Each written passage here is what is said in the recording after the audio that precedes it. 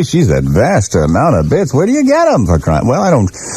All right, I live these stories. They're not fake stories. A lot of people think, geez, what an imagination, but I can't live a lie. These things really happened to me.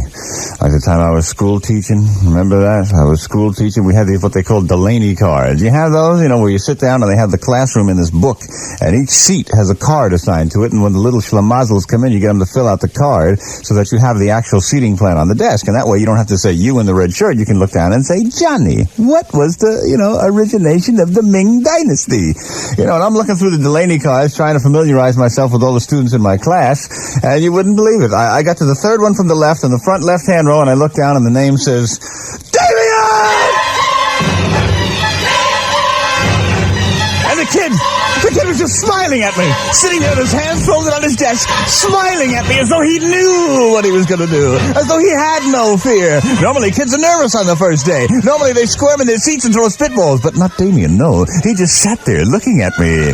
Just sat there with a little smile across his lips.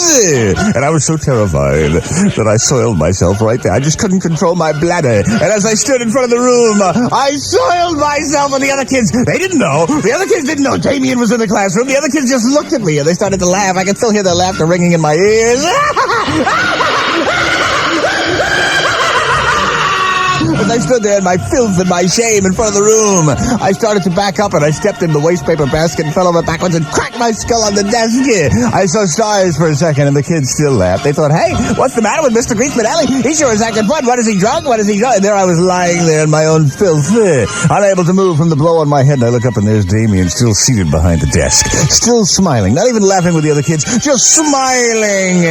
Finally, I realized I had to do something. I reached for all the chalk on the blackboard and tried to make a cross with the little pieces of chalk, but the chalk kept breaking in my hands. Every time I'd get the cross about made, every time I'd get ready to turn around and hold the cross up at Damien, the chalk would just fall apart. I was so terrified I started to retch. Right there in front of the room, I started heaving my guts in front of all the kids. Oh my God! I reached for the white paper basket, but I couldn't help it. I couldn't grab it. I just couldn't stop myself. I just dropped to my knees. And then finally, Damien stood up. He stood up and started walking toward me. I said, no, Damien! And I backed up. Somehow I willed my legs to move. I backed up toward the window. I opened the window. I looked down, and there were dogs. Dogs in the playground. Beasts, obviously. Beasts from hell.